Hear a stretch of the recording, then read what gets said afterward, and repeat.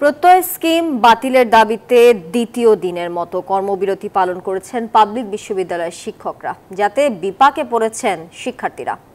শিক্ষকরা স্কিমটিতে নিজেদের স্বার্থ ক্ষুণ্ণ হওয়ার অভিযোগ তুললেও পেনশন কর্তৃপক্ষ বলছে সব ক্ষেত্রেই লাভবান হবেন তারা, চাইলে আলোচনাও করতে রাজি। অন্যদিকে অর্থমন্ত্রী শিক্ষকদের আন্দোলনকে অযৌক্তিক আখ্যা দিয়েছেন।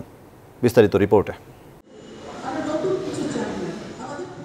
সর্বজনীন পেনশন স্কেল বাতিল নিয়ে দীর্ঘদিন ধরে অস্থির দেশের পাবলিক বিশ্ববিদ্যালয়গুলো। মানববন্ধন, অর্ধদিবস, কর্মবিরতির মতো কর্মসূচি শেষে মঙ্গলবার থেকে সর্বাত্মক আন্দোলনে নেমেছেন শিক্ষকরা, আর এতে থমকে আছে শিক্ষা কার্যক্রম। মঙ্গলবার সকাল থেকে ঢাকা বিশ্ববিদ্যালয়ের কলা ভবনের সামনে অবস্থান নেন শিক্ষকরা। নেতারা বলছেন, নতুন পেনশন ব্যবস্থায় বৈষম্যের শিকার হবেন অনুজ শিক্ষকরা। স্বতন্ত্র পেনশন ব্যবস্থা চালু না হওয়া পর্যন্ত আন্দোলন চালিয়ে যাওয়ার ঘোষণা তাদের। অবসরকালে আমি কোথায় আশ্রয় নিব? আমার মাথা গুজার ঠাঁই কোথায়?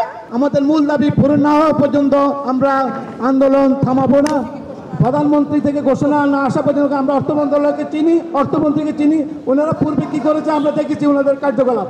তবে শিক্ষকদের এ দাবি মানতে নারাজ পেনশন কর্তৃপক্ষ। সংস্থাটি বলছে, দীর্ঘমেয়াদে সব ক্ষেত্রেই লাভবান হবেন শিক্ষকরা। এখন যারা এই প্রশ্নগুলো এনেছেন তারা কিন্তু কন্ট্রিবিউশনের বাইরেই থাকবেন। আগামী প্রজন্ম আরও স্মার্ট হবে, আমাদের থেকে আরও স্মার্ট হবে। তাদের জন্য তো স্মার্ট জিনিসই চালু করতে হবে। বিশ্বের সব দেশেই তো এখন কন্ট্রিবিউটরি সিস্টেম।